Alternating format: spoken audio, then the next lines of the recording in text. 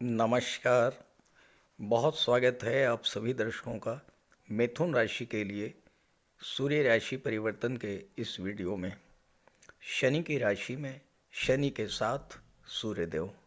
जी हाँ, 12 फरवरी 2025 रात्रि 10:50 पर ग्रहों के राजाधिराज भगवान भुवन भास्कर सूर्यदेव राशि परिवर्तन करके शनि की राशि कुंभ राशि में गोचर कर चुके हैं और 14 मार्च तक शनि की राशि में शनि के साथ ही गोचर करेंगे। सूर्यदेव प्रत्येक माह राशि परिवर्तन करते रहते हैं, लेकिन वर्ष में एक बार ही ऐसा अवसर आता है जब गोचर में शनि सूर्य की युति बनती है, और वो अवसर आपके जीवन में 12 फरवरी से 14 मार्च के बीच आ रहा है। सूर्य का इस बार का ये गोचर बहुत ही अद्भुत और विलक्षण है, क्योंकि सूर्य के इसी गोचर में आपको शनि जन्य कष्टों से पूरी तरह से मुक्ति मिलने जा रही है। क्योंकि 28 फरवरी को शनि अस्त हो जाएंगे और 9 अप्रैल को जब शनि उदित होंगे तो राशि परिवर्तन करके मीन राशि में जा चुके होंगे। 12 फरवरी से 14 मार्च के इस गोचर के दौरान 19 फरवरी तक सूर्य धनिष्ठा नक्षत्र में रहेंगे, मंगल के नक्षत्र में, और मंगल के माध्यम से अपना फल प्रदान करेंगे। इसके बाद 4 मार्च तक पूर्वा भाद्रपद में रहेंगे और गुरु के माध्यम से अपना फल प्रदान करेंगे। मंगल और गुरु दोनों ही सूर्य के मित्र हैं, इसलिए जिन जिन भावों में गुरु मंगल का गोचर है उन भावों से संबंधित सभी शुभ फल आपको प्राप्त होंगे। इस गोचर की एक और महत्वपूर्ण बात यह है कि पूरे गोचर काल में सूर्य मंगल त्रिकोण पर रहेंगे, नवम पंचम का योग बनाएंगे और इस तरह से दोनों ही एक्टिवेट रहेंगे और पूरा फल प्रदान करेंगे। ज्योतिष शास्त्र में शनि सूर्य को एक दूसरे का प्रबल शत्रु माना गया है, लेकिन यही सूर्य शनि आपकी गोचर कुंडली में, आपकी जन्म कुंडली में अच्छे हुए तो प्रबल राजयोग कारक भी होता है। तो मैं पहले आपको ये समझाऊंगा कि सूर्य शनि युति किस तरह से कार्य करती है, किस तरह से ये प्रबल राजयोग कारक होती है। फिर बात करेंगे सूर्य के राशि परिवर्तन का मिथुन राशि के जातकों पर पड़ने वाले प्रभाव के बारे में। ये विश्लेषण आपकी चंद्र राशि के आधार पर किया जा रहा है और वीडियो के अंत में मैं आपको सूर्यदेव के उपाय भी बताऊंगा। किसी भी जातक की जन्म कुंडली या गोचर कुंडली में अगर सूर्य शनि एक साथ किसी भी भाव में गोचर करें तो सूर्य शनि की युति बनती है। गोचर में हर वर्ष एक माह के लिए सूर्य शनि की युति बनती ही है।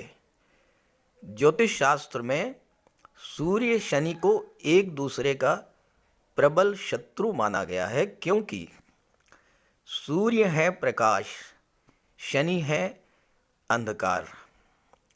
जब सूर्य शनि की युति बनती है तो सूर्यदेव शनि के अंधेरे को दूर कर जीवन में प्रकाश लाने का कार्य करते हैं, यानी कि शनि जन्य कष्टों से राहत दिलाने का कार्य करते हैं।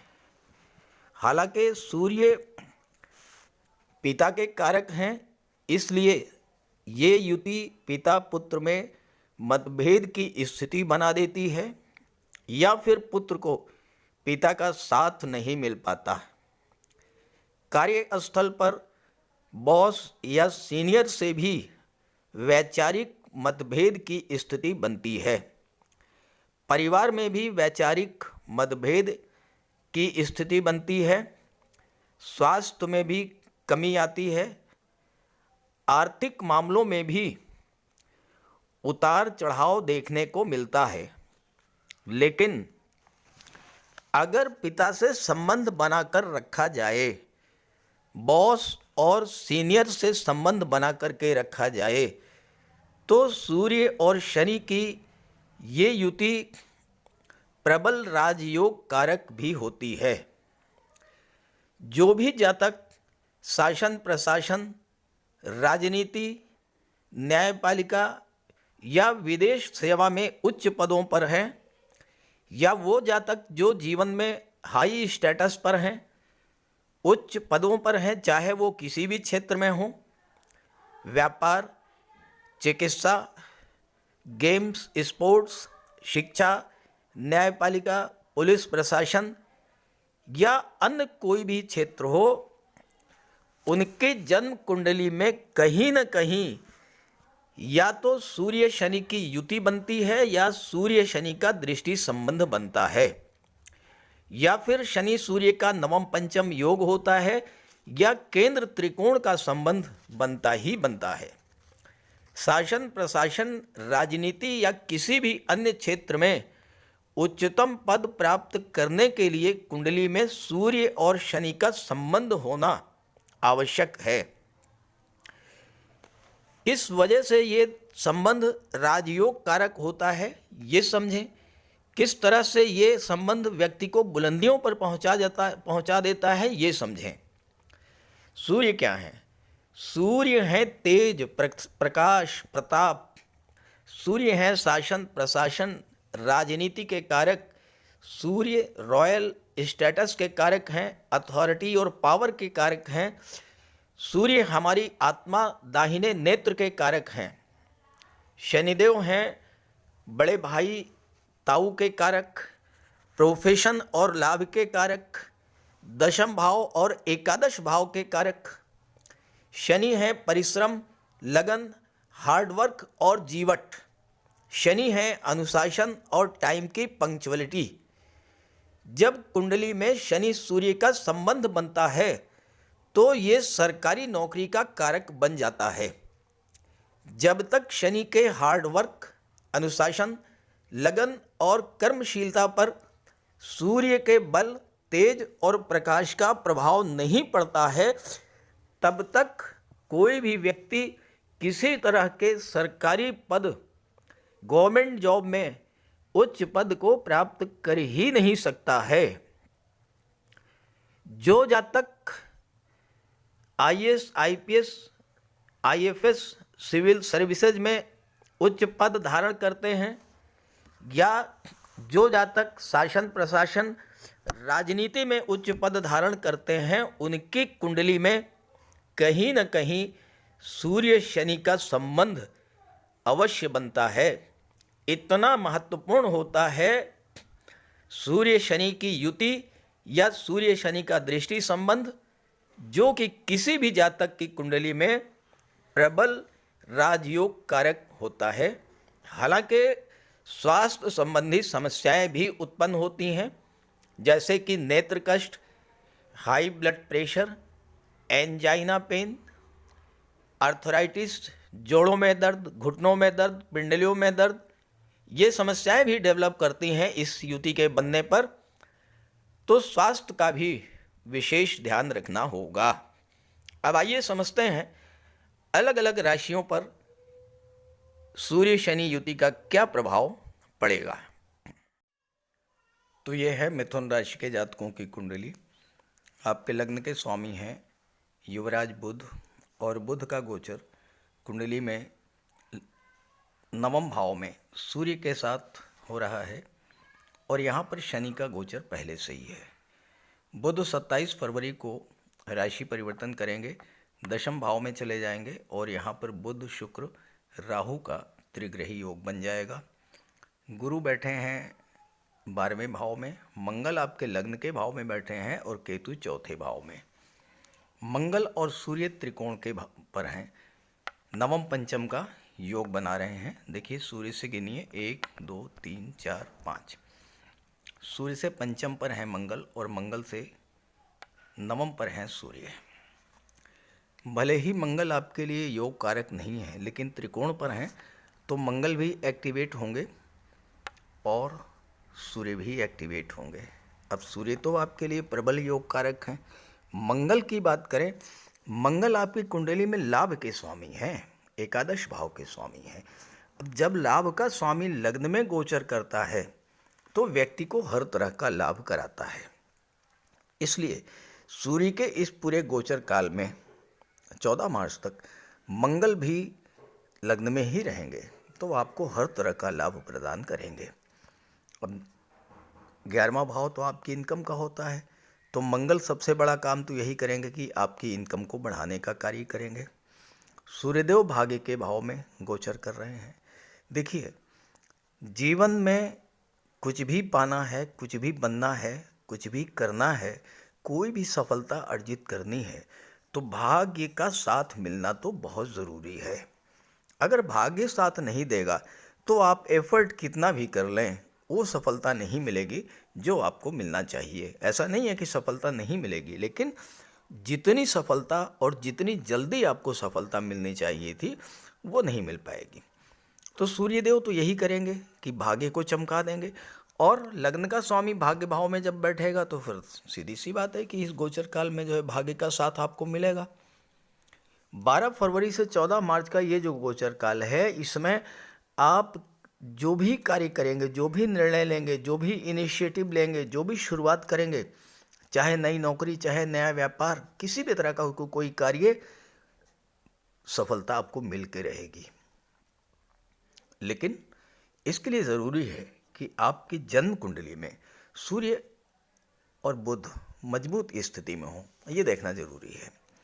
अगर आपकी जन्म कुंडली में ही सूर्य कमज़ोर हैं तो फिर मजबूरी है सूर्य का उपाय करना पड़ेगा, तो सूर्य को बल मिलेगा, तब आपको लाभ मिल पाएगा। अब एक काम सूर्य और करेंगे यहाँ पर, क्या करेंगे? शनि का जो अशुभ प्रभाव आपके जीवन पर पड़ रहा था पिछले 2 वर्षों से, 17 जनवरी 2023 से शनि आपके भाग्य के भाव में बैठे हैं और भाग्य को खराब कर रहे हैं। क्योंकि शनि का कार्य क्या है? शनि चीज़ों को डिले कर देते हैं। जो कार्य 2 दिन में है उसे 20 दिन में, और कभी कभी तो कार्य होने भी नहीं देते। कार्य में इतनी बाधाएं आ जाती हैं कि व्यक्ति कार्य छोड़ कर के हट जाता है। तो शनि के कारण भाग्य का आपको साथ नहीं मिल रहा था। सूर्य जैसे ही यहाँ पर आए हैं, आप देखेंगे कि आपको भाग्य का साथ मिलना शुरू हो जाएगा। क्योंकि सूर्य में प्रकाश है, शनि में क्या है? अंधेरा है। तो सूर्य शनि के अंधकार को दूर करेंगे, और इसके बाद 28 फरवरी को शनि अस्त हो जाएंगे। तो भाग्य पर जो शनि की छाया थी, आपके भाग्य पर जो शनि का अंधेरा था, वो समाप्त होने जा रहा है। और इससे क्या होगा कि आपके भाग्य का साथ आपको मिलना शुरू हो जाएगा। अब शनि यहाँ पर गोचर करते हुए 11वें भाव पर दृष्टि डाल रहे थे, यानी आपकी इनकम के भाव पर दृष्टि डाल रहे थे। तो एक तो भाग्य को खराब किया, दूसरे आपको इनकम को भी खराब किया। आय के सोर्स आपके कम कर दिए। आपका पैसा जो आपको मिलना चाहिए था वो टाइम से नहीं मिल पाया। आपने काम किया, मेहनत किया, एफर्ट किया, जो रिजल्ट मिलना चाहिए था वो लाभ नहीं मिल पाया आपको।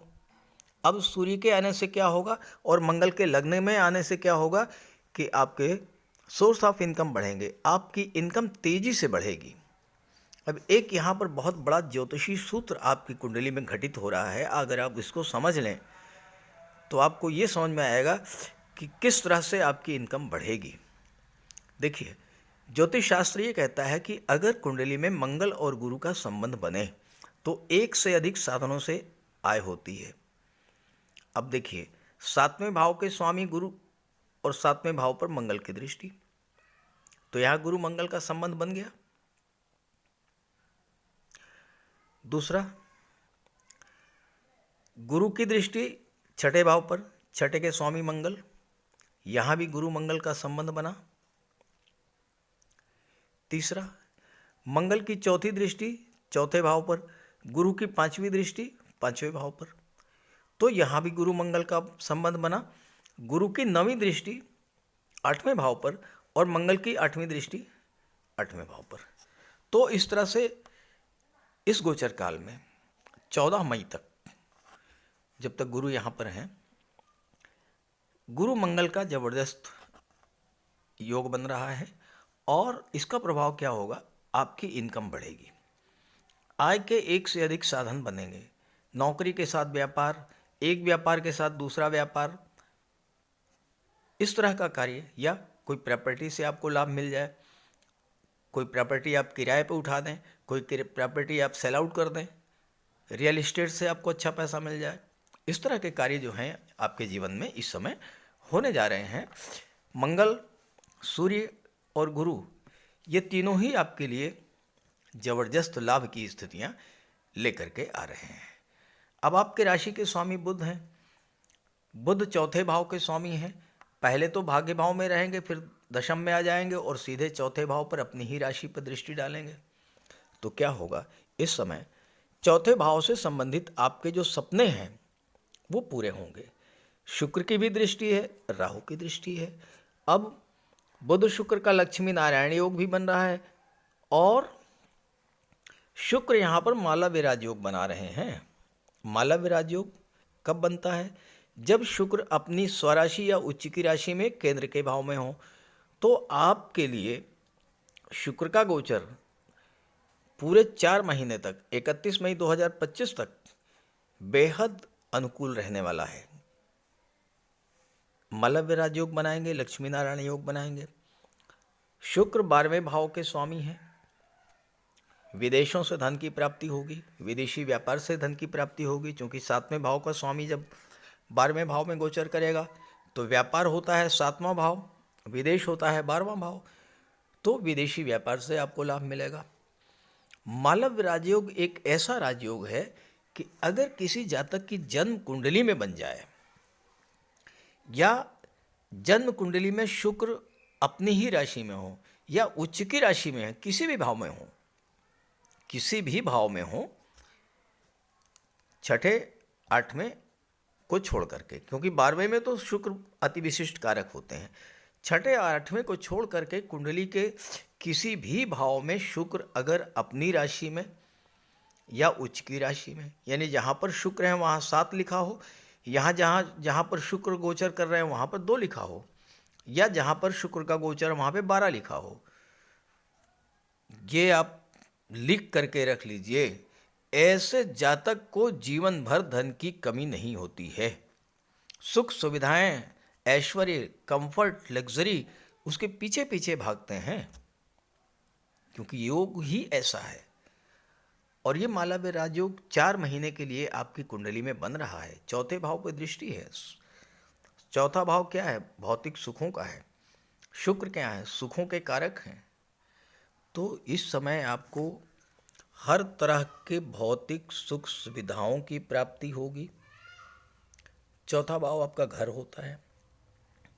आपके घर का माहौल बहुत अच्छा रहेगा, घरेलू वातावरण बहुत अच्छा रहेगा। घर में जब आप आएंगे तो आपको एक खुशी महसूस होगी, सुख महसूस होगा। साथ ही साथ अगर आप महिला हैं तो ये वो समय है जब आपको ऑर्नामेंट, ज्वेलरी, आभूषण खरीदने का योग बनेगा। डिज़ाइनर ड्रेसेस, परफ्यूम, कॉस्मेटिक्स, इन सब चीज़ों पर आपका धन खर्च होगा, क्योंकि शुक्र 12वें भाव के स्वामी है। 12वां भाव खर्चों का होता है और दृष्टि कहाँ है? चौथे भाव पर।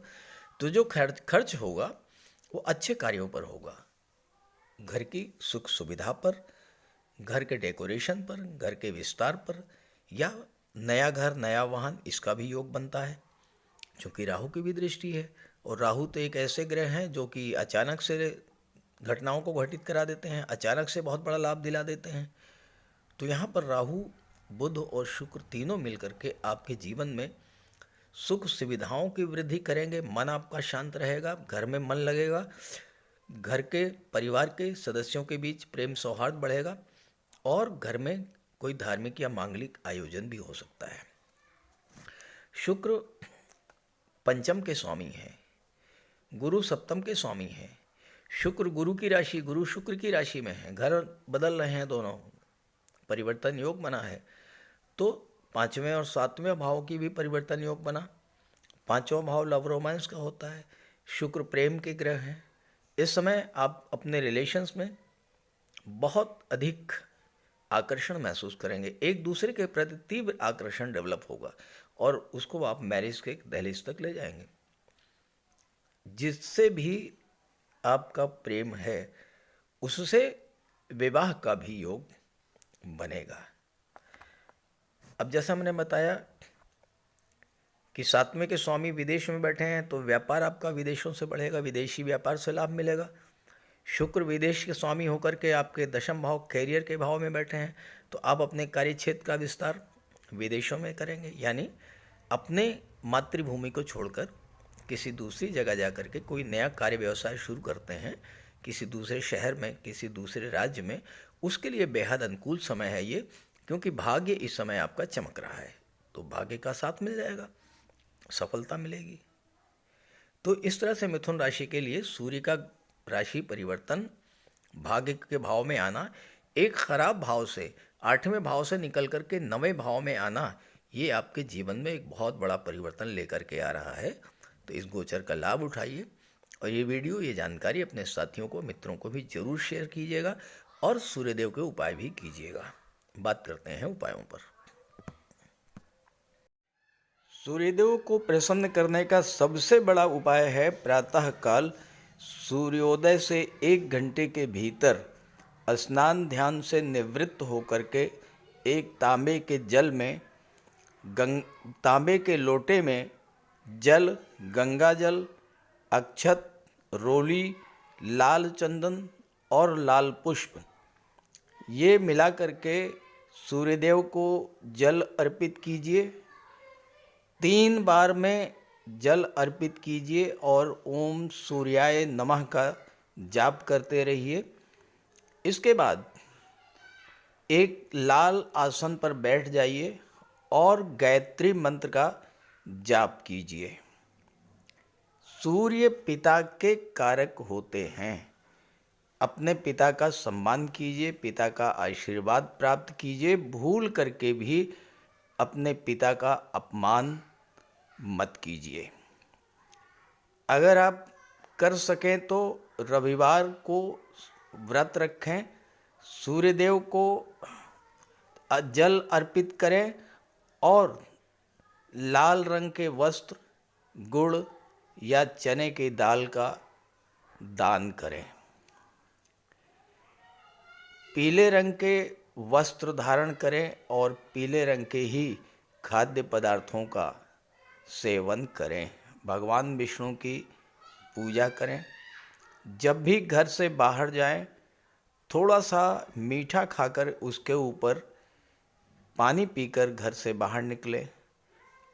आदित्य हृदय स्तोत्र का पाठ करें और गायत्री मंत्र का जाप करें।